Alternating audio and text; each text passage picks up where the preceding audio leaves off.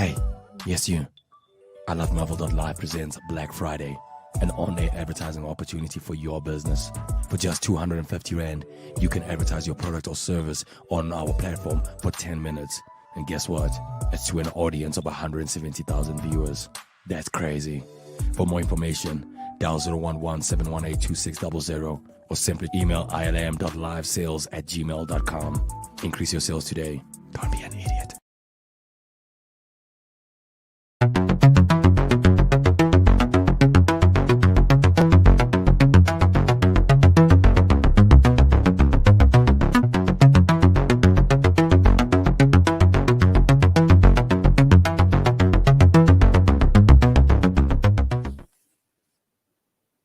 Welcome to the week in review.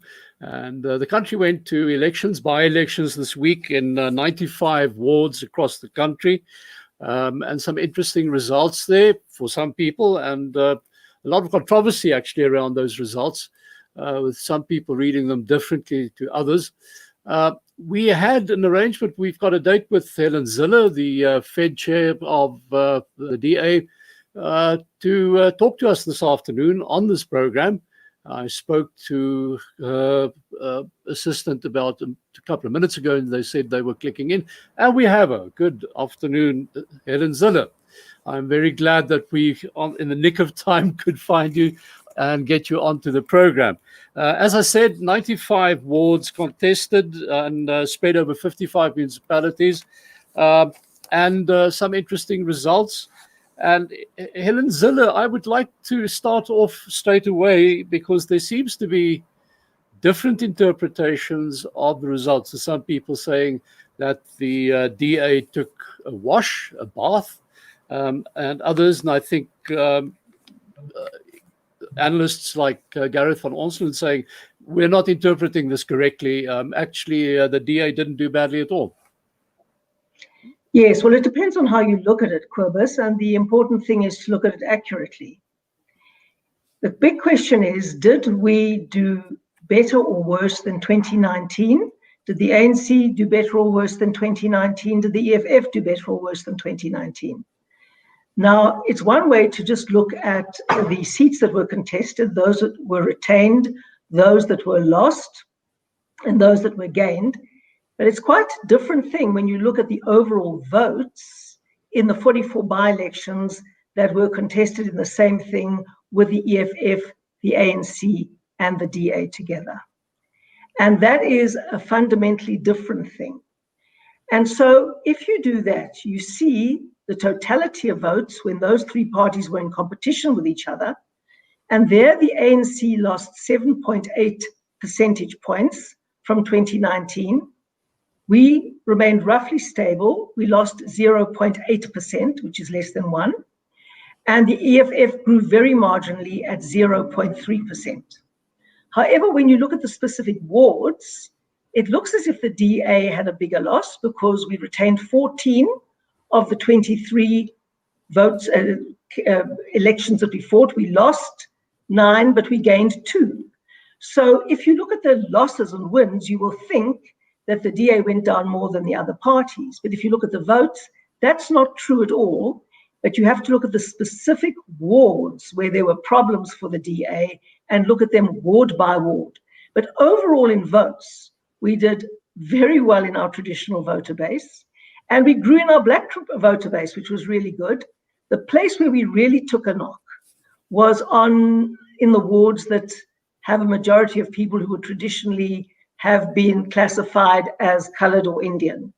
In the past, under apartheid, they would have been classified in that way. And in those wards, we took a knock for very specific reasons. One was, for example, in George, that we had fired our corrupt mayor, and 4 of his closest confidants went with him. And so as a result, we had to fight by-elections. And they were obviously aggrieved because the DA had taken action against them. And the Good Party found a beachhead there and used it very successfully, and equally in Saldanha. And in Lenasia, we all know where Lenasia is, and Briverley in Johannesburg, similar things happened. So these were very specific issues in specific places, as we're likely, of course, to see in Oudtshoorn again on the 9th of December. I would like to take you on, to take that a bit further now and say, well, earlier this week, last week rather, you had an interview with Peter Bruce, and I remember you said that when you returned to the party leadership a year ago, you found things in disarray, and that if things hadn't been changed over the past year, your party would have been falling to pieces by now. Looking at the results, can you read anything into that? How do you feel about the future? I feel very positive about the future. In fact, the results tell us we've stabilized. And the results tell us that we had a lot of impact of the free fall years, as I call them, between 2016 and 2019. That was where all the crisis happened. That was where that incomprehensible campaign against Patricia de Lille from her own party took place. That is where a lot of the rot set in, a lot of the judging people by the color of their skin rather than the evidence, for example, in Schweizer-Reneke and other places. That is the legacy that we're dealing with. And it's an extraordinarily difficult legacy to deal with. But what these by-elections show, and most certainly what we feel on the ground, and our increase in our traditional support base showed in these by-elections, and our growth amongst Black voters, which was really very exciting, that shows that we're stabilizing. And that's all I wanted to do. We're stabilizing and stabilizing well. But you referred to Schweizer-Reneke, you referred to Patricia de Lille and everything that happened around her there. And I seem to, it seems to remind me of a problem that the ANC itself had earlier years. Everybody said it's this broad church. It's trying to satisfy everybody. Isn't that a bit of a problem that the DA faced as well? When you look at the people you shed to the right, to the Freedom Front Plus last year and that type of thing, is the DA trying to be too much of a broad church and struggling in doing that? Not at all. The problem is that I'm afraid under our previous leader, we did become that. We were the blue wobbly jelly. We tried to be all things to all people. We tried to say things that every constituency wanted to hear. And we kept on doing that. And it was not pretty. And now we have reverted back to our core principles. We know what they are. We move from the point of departure of getting evidence before we draw conclusions. And that is a very important place to be. How strong is the current leadership of the DA? You've just gone through your leadership elections recently. I see there's a lot of criticism. I saw some on Twitter again today, but we could talk about Twitter in a moment because you've had your own experiences. But there seems to be a discomfort with the way certain provinces, like the Free State, for instance, your top four saw not one Black person in there. You had the Mbali Ntuli situation challenging John Steenhuisen. Now, she, on the face of it, took her defeat in the election pretty well, but there's a lot of people still seriously criticizing what happened there and saying that to them it's a sign that the DA simply is a white party not wanting to change. That's such a joke. I mean, we hold a conference, an elective conference. No one throws chairs. It works perfectly on a virtual platform. It is an extremely good conference. Most of the delegates register and get on, and everybody gets to vote. A majority, I'm sure, were Black South Africans. We elect our leaders, and then we're criticized. You know, it's something to be celebrated, not condemned in our country, where Black people can vote for white leaders and vice versa. And that is the kind of party the DA is. That is something to be celebrated, not condemned. And when someone like John gets 80% of a majority in a Congress where very many of the electors were Black South Africans, why question them? Isn't that racist and insulting to say to them that you can't trust their choice and their judgment? That's the question I actually want to put to you. What do you make of this? Because it seems to me at this point, it doesn't matter what you do, there will be a way of finding criticism and attacking the DA on a racial platform. Well, you see, that's the only argument the ANC has left, the only thing that the ANC has left. And the bottom line is that whatever we do, they'll only come back to race every single time. So when we elect a black leader, as we did with Musi Maimane, then he's a puppet of the whites. When we elect a white person, then we're somehow untransformed. In fact, our chairperson happens to be black, and he was elected unopposed. Our first deputy chairperson is a black woman, and she was elected with a very heavy majority. My deputy is a black person. Are they all puppets or what? Don't they have records and standing and credibility in their own right? To say we're a white party is the laziest argument there is, and it can only be made by people who've got no other argument to make against us. Let's get back to Helen Zille herself.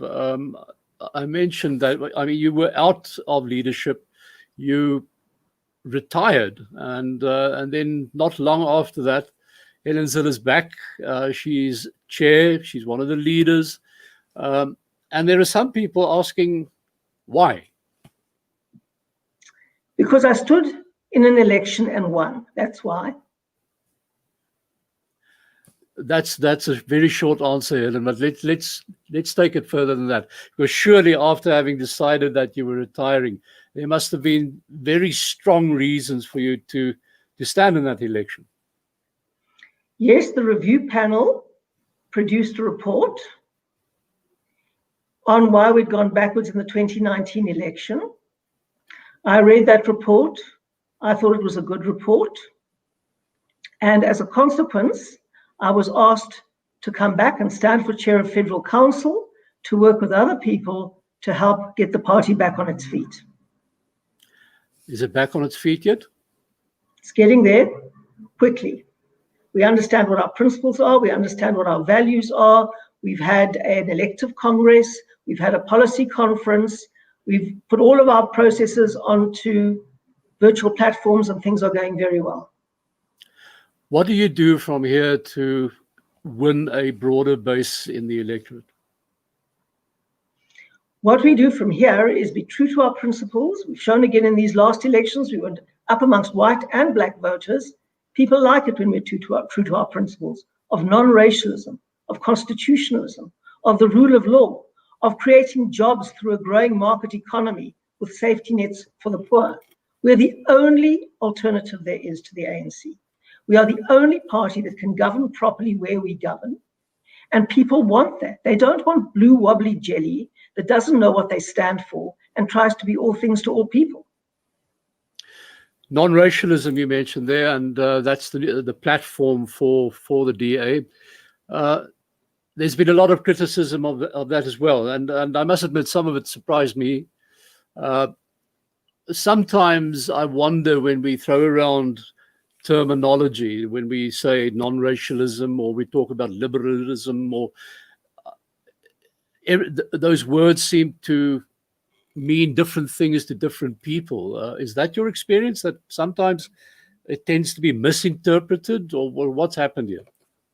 Non-racialism used to be progressive, and it is now considered conservative for the very simple reason that the world has been flooded by this phenomenon called identity politics.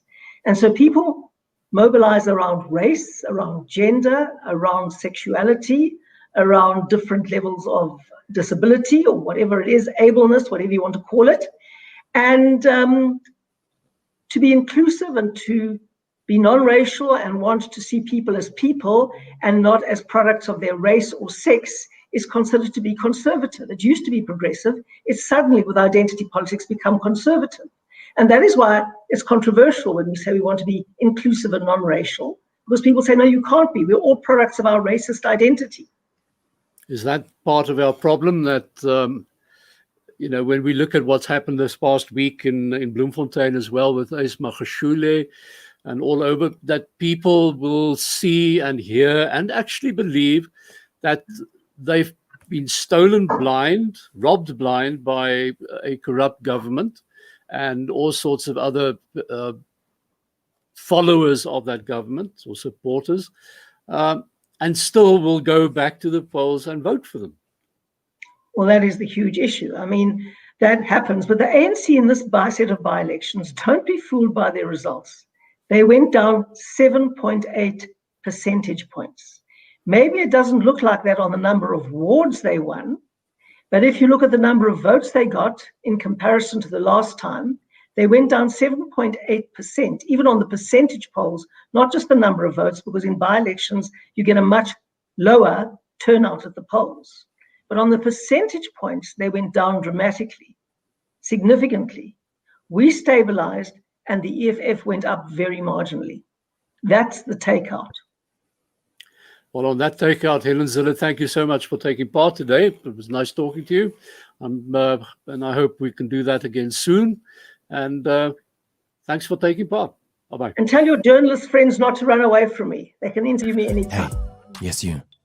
I love Thanks, November2020 bye. presents Black Friday, an on-air advertising opportunity for your business. For just 250 Rand, you can advertise your product or service on our platform for 10 minutes. And guess what? It's to an audience of 170,000 viewers. That's crazy. For more information, dial 011-718-2600 or simply email ilm.livesales@gmail.com. Increase your sales today. Don't be an idiot.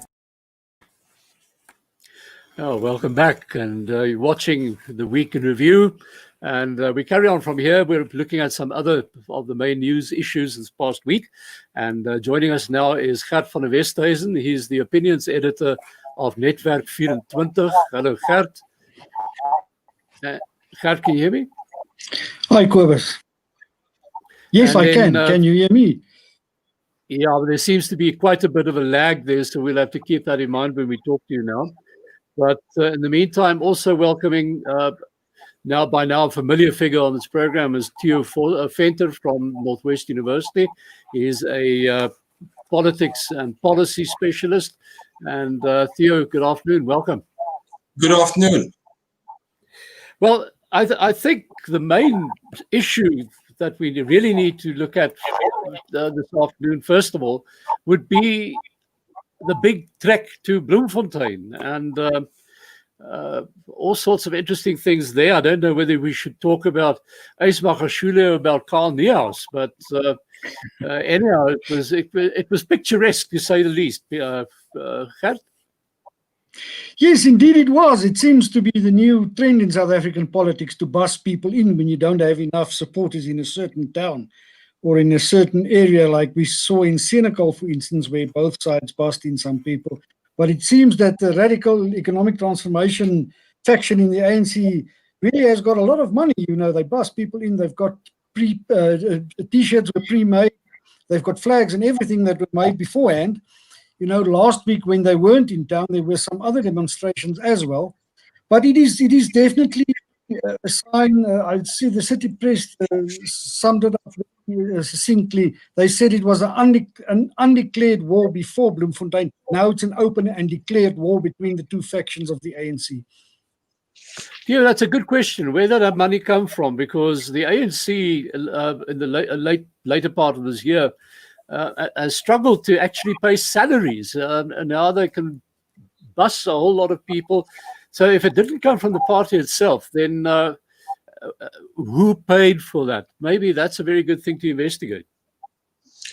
Well, Cobus, there's no doubt that there's a lot of tenderpreneurs that are still making good money out of government that came from a long time ago, and they owe several politicians a lot for what they're doing. I mean, state capture is unlocking some of it, but there's a lot in terms of road construction, housing construction, all kinds of things where the people are still making a lot of money, and I think that money is basically paying for these things. And I think Gert said a very important thing. There's a huge contradiction in terms of what Ace said on Wednesday and Thursday, where he said publicly, don't wear T-shirts, don't do this, don't do that. And again, I think one should in future, well, we've done it always, but even more now, interpret what politicians are saying under these conditions in reverse. Because if they say don't wear a t-shirt, it's actually code for wear t-shirts. If they say don't put my name on, it's code for put my name on. So yes, I think it was open declaration. And what Ace Magashule said, in a certain sense, was, of course, ANC policy, and that is the branches elect the top 6. And the branches, and that's why a special conference or a NGC is a very powerful thing, because it's a combination and it is a collective of branches. And what Ace basically said yesterday, if you translate that, he said the branches will, or they have elected me and they can call me or recall me. But Mr. President, and he did not address the president, but he just said basically the implication of what he said is the top 6 or the NEC do not have the ability to kick me out. And in that sense, he understands the Constitution quite well. The thing is, looking at what we saw now this week, I mean, it's quite extraordinary that here we have a man who is, on the face of it, in deep trouble.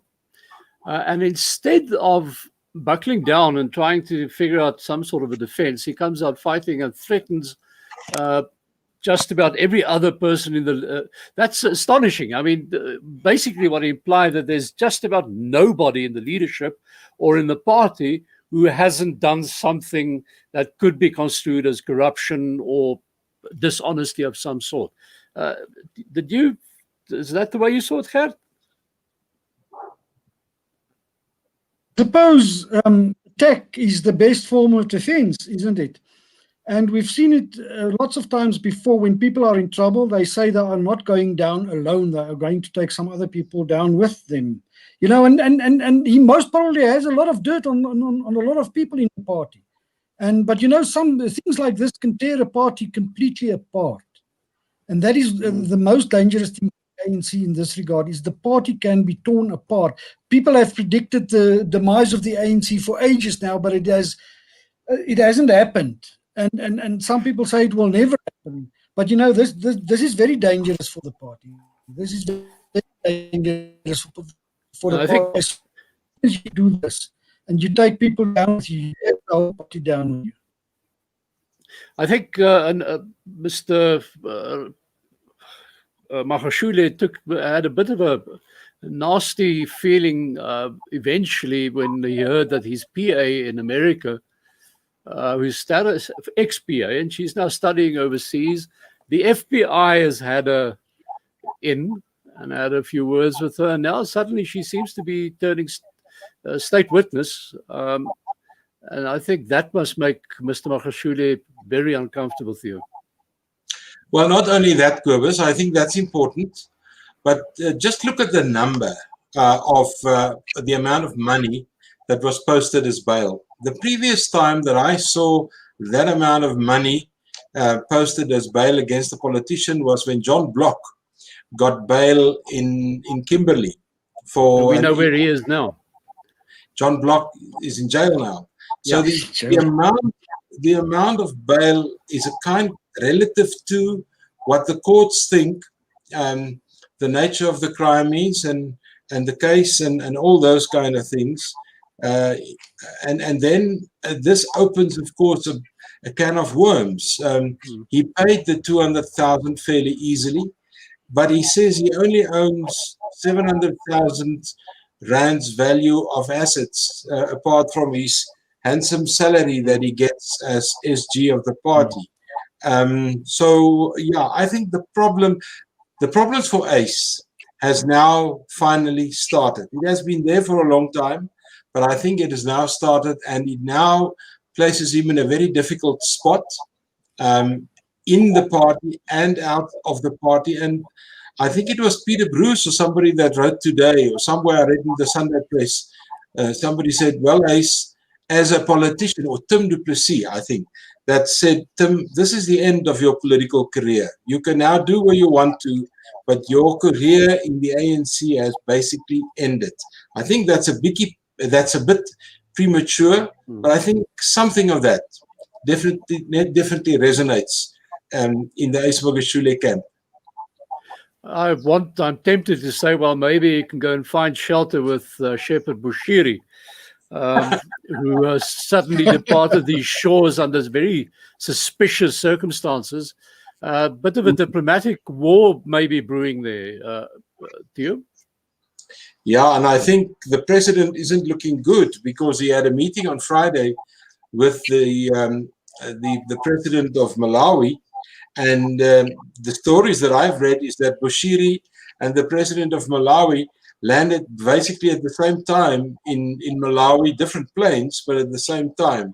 So people have a lot of speculation about what's going on here, but somebody will have to answer why and how did it happen in a time where flying is fairly limited and well controlled and all of those kind of things. But I think it's the last of Bushiri that we've seen in South Africa.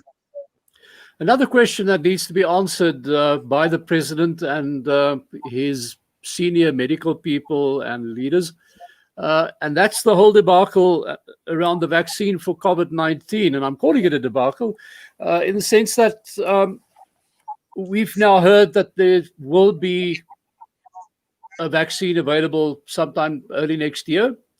But we've also been told that it's unlikely that we're going to get too much of that, while countries like Botswana, Namibia, and so on have actually stolen a march on South Africa. Botswana, in fact, has already paid for their consignment of vaccines, while our people are still trying to get out of the blocks. How's that? Well, Cobus, we haven't even paid the full amount of money for the illegal vaccine that we got from Cuba. So I guess that's why we're having difficulty paying for this lot. Yeah, interesting, Gert, the whole issue around. But I think the Cuba thing to me is we must always remember again that Namibia and Botswana, the populations, they haven't got very huge populations, so it's not that expensive for them. For us, it would be quite expensive. I saw a few mentioned there; it was billions of rand that we have to cough up for that. And I think a lot of people put their hope on the vaccine. I see in America as well. And then there are people that reckon we have herd immunity after a while, so that the vaccine might not be that necessary. But yeah, it's not an easy thing, and apparently to store the vaccine is also not very easy. I saw reports earlier this week that it has to be stored at temperatures of -70°C, and for that you need very specialized laboratories, and I don't know if we have got those facilities in South Africa.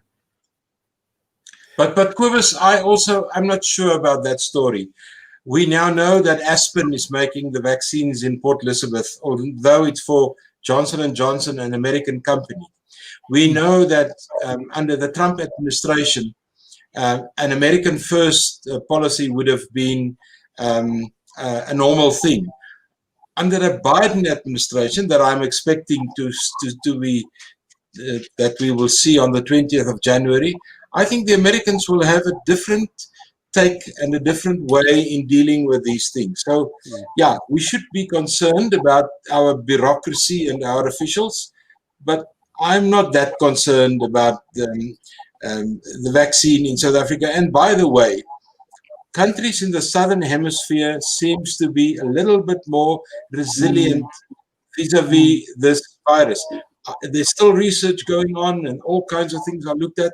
But I think the biggest need for vaccines currently are in the Northern Hemisphere. I think it's the popular place probably, but so you referred maybe to... we are just more resilient than people in other climes of the world, but it seems that there is reason to believe that we will develop herd immunity after a while, and it seems not far-fetched. Well, let's keep our fingers crossed on that. But Theo, you mentioned America and Mr. Biden, and you seem to be satisfied that on 20th of January he's going to be in the White House. Mr. Trump doesn't agree with you, apparently. Gert, did you mention earlier that he's now conceded that Mr. Biden won, but it was still crook? crookery? No, people wouldn't actually call that a concession. He just tweeted on apparently, according to Sky, he just tweeted that Biden won because the election was rigged. You see, I see thousands of his supporters protested in Washington because they believe him. You know, there's polls showed before that 35% of his supporters will believe everything he says. And he himself said he can shoot someone on Fifth Avenue and they will still think it's not a bad thing. So he's got a core support, and they believe in these conspiracy theories. Lots of them are right-wingers and well-known conspiracy theorists.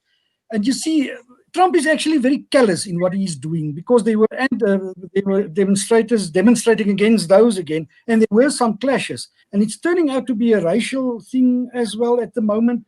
So he's actually deepening the divide in a sense. And I think it's very, very callous to do that at this moment in time. How long can he carry on doing that to you before? Isn't there some sort of checks and balances, if one can call it that, in the American system that can actually be activated eventually to stop an exiting president from just upsetting the entire apple cart?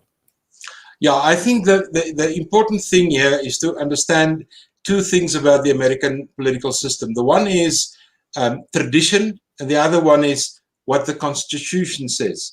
Tradition is that big networks call the election, or analysts call the election. Well, there's nothing about calling the election in the Constitution. The second thing is, when is the election declared? Well, the big networks are doing that over the last 50 years, but there's nothing in the Constitution about that. The Constitution only determines that elections in 50 states are certified on the 14th, which is the second week in December, following the election. So they've got about 6 weeks to sort out counting and things like that. So on the 14th of December this year, all the state legislatures will get together, and then they will certify the election in that state. They certify the election by appointing electors, or electoral slates, or electoral votes, any way you want to call it. That then, at that point, the elected person becomes president-elect. Even the use of the term president-elect is a little in advance by Biden. But this is all tradition. It's very strong tradition, and it works. So formally, if you want to have an issue on an election, you do that in the specific state, to that state's Supreme Court.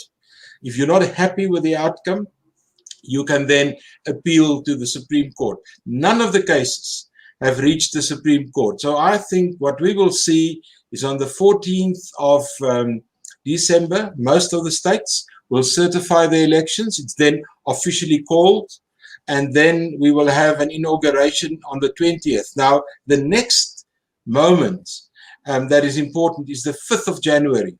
On the 5th of January, 2 runoff elections takes place in Georgia. And on the 5th of January, all elected members of the House of Representatives and Senate members get together in Washington, D.C., and they all sworn in on the 6th of January.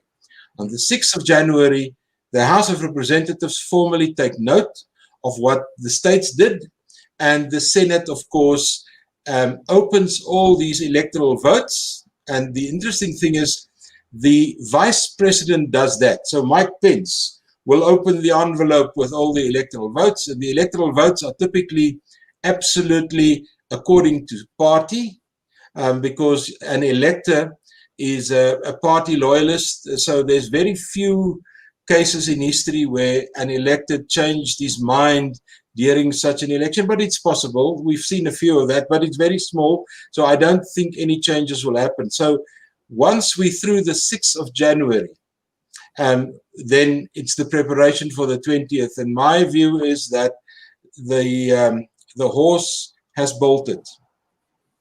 Well, before you bolt too far, let's just look at the situation here. We've got Mr. Trump fighting tooth and nail, despite the results, fighting tooth and nail to stay in the White House. We know there are processes that can take place to get him out of there. But people are speculating about why he's doing that to you. And it seems that it's a pretty strong likelihood that he's scared stiff of what might happen to him after he leaves the White House when he's not president anymore, because they say apparently there are quite a few court cases waiting to take place against him, which could see him go to jail if he gets convicted. Yeah, I've seen that speculation. You must remember the president, as he is currently until the 20th of January, 12 o'clock, he may pardon himself. He has done a lot of funny things. So I wouldn't think it's out of the ordinary if he pardons himself, but he can't pardon himself on tax. He can't pardon himself on a few of the cases with girls and all these kind of things. Those fall outside the business of government. So he can pardon himself on anything he did as a president, or because I don't think Trump will pardon him. That's another tradition. The incoming president pardons the outgoing president. That's a tradition. It's not necessarily happening. So there's a lot for Trump to consider in playing the game that he's currently playing, because he's making it extraordinarily difficult for the Democrats to set up a transitional team and those kind of things. And I think somebody must talk to him. But that's the difficulty with Trump. Very few people has got the guts to speak to him directly and tell him what it is. I think it's like the story of the naked king or the naked Caesar. Let's the emperor wearing no clothes. Let's come back home, because another issue that we really need to look at is the whole mini civil war almost that took place at Brackenfell in the Cape this past week, and to me, what worries me more than that, I can understand what happened there, and it's been well reported between the EFF and certain parents and their supporters. But at the same time, today we've had news that there are other problems at that school. I mean, there are people who were on the Student Representative Council of that school saying, we've been talking to the principal because there is racism here and we're not happy with that. But nothing's being done. What do you guys make of that, Gert? Those aren't new allegations, Cobus. It has been made before, especially early in the week. I think those people most probably have a point that those concerns haven't been addressed properly yet. You see, I think 26 years after democracy, we are still struggling with several things in these instances. I think people are still tone deaf in a way to what the other side, so-called other side, feels or needs or sees. And I think people should listen to each other. And we shouldn't dismiss people offhand when they've got a complaint. We should actually try to listen to them and try to understand them and try to address that. Because if you don't do that, things happen. Things like that happens, and happen when it turns to violence in the end. So, and I don't think this is limited to one school or one city or one suburb even. I think it's a main problem. People reckon it's a problem of leadership. I see Alama Beep tweeted earlier in the week. We've got a problem with leadership in this country. That's because we are so divided. Maybe he's got a point, but I think more people should make the effort to listen to each other. You see what happened in Senekal the other day. People were ready to grab each other by the throat, and then in the end, sanity prevailed. And after all the busting people went home again, the people from the community got together and spoke to each other and talked to each other, and they sort out their problems in a civil way, and that is the way we do things. In a sense, Theo, if we get to a point, if you allow something to develop to the point where the EFF can find an excuse, a reason to go marching and so on, in effect, it's a failure on your own side, surely. Not tackling something in time before it actually escalates.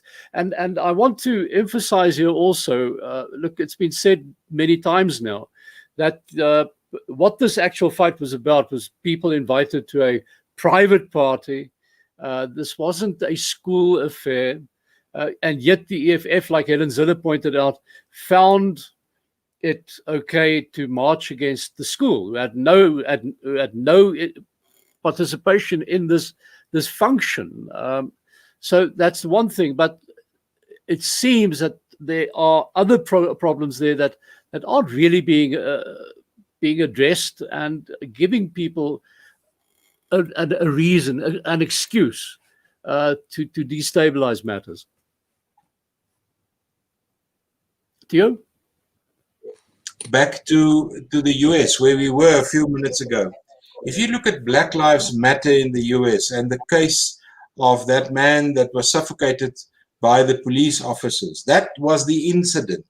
That incident created a whole series of racial riots in the US, in several towns and cities, far removed from the incident itself.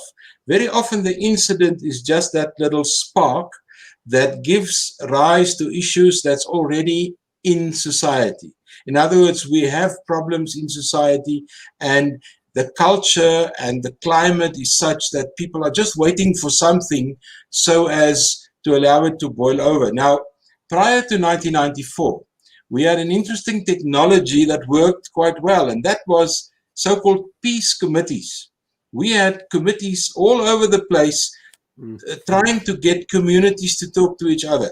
Some of the most important ones were in KwaZulu-Natal, where the IFP and the ANC were really in a kind of a civil war. And these people worked very, very hard over weekends to get people to talk to each other. I know it happened in Joburg, in the Northwest, all over the place. And we've got a common friend that does that. He already did that in Kulini. He did that in Senekal and several other places. That's the way to go, to harness the energy of people in community, because there's enough bridge builders, but they're not recognized. And that is how you resolve these issues, not by sending in the police, not by busing in people, by people talking to themselves with people with the skills to get them together. I've got to close off, but I need to ask you a final question, gentlemen. That is, we heard what Helen Zille had to say about the outcome of the elections, the by-elections. Do you go along with that interpretation? No, not really, because one of the seats or the wards that the ANC or the DA lost was in Potchefstroom, where I'm now sitting, and they lost it to the Freedom Front Plus. That's the one area where I think, and the DA councillor there was a very, very popular DA councillor, Jasper Venter, no family of mine, but he was a school master and then died suddenly in the beginning of COVID. So that was a DA ward lost to the Freedom Front Plus.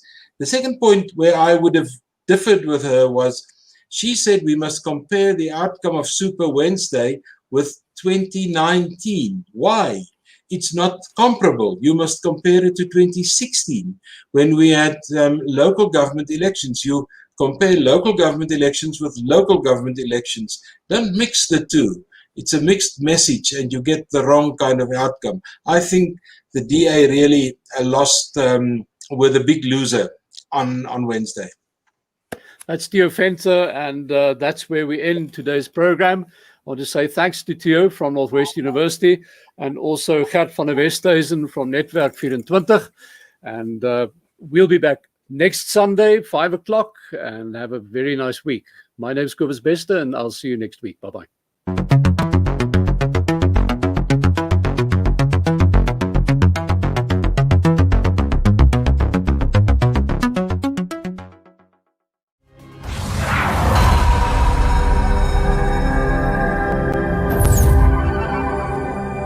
Hey, yes you. I Love Marvel.live presents Black Friday, an on-air advertising opportunity for your business. For just 250 Rand, you can advertise your product or service on our platform for 10 minutes. And guess what? It's to an audience of 170,000 viewers. That's crazy. For more information, dial 011-718-2600 or simply email ilm.livesales@gmail.com. Increase your sales today.